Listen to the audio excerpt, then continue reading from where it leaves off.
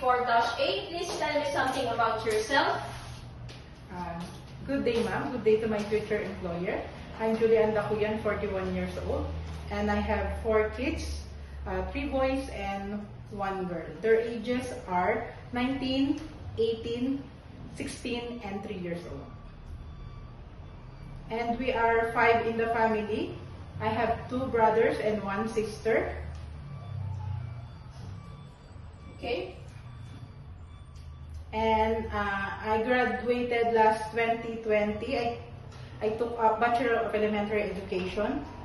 And I work here also in the Philippines as a housemaid from 2018 to 2020 to Mr. and Mrs. Campiti. I'm doing household chores. There are 3 in the family, 1 baby, and the husband and wife. And also I work abroad last 2014 in Hong Kong, 9 months only, because I have a family issue problem. So why do you want to work again in Hong Kong?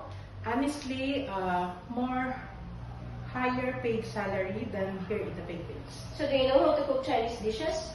Willing to learn, no, but willing to learn. Any other skills that you can do?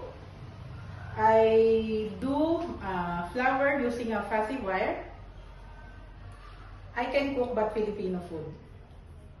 So how about gardening or car washing? I know a little bit in gardening, but I'm willing to learn. So tell me, what are the good characteristics of a domestic helper? Be kind, patience, trustworthy, the most of all trustworthy.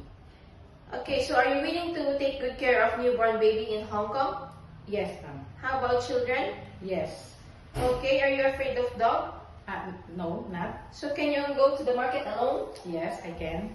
So lastly, your message to your future employer? To my future employer, I hope to see you soon.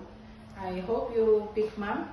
Ma'am, sir, if ever you will hire me, I will do my best and I promise to finish my contract or more. And thank you.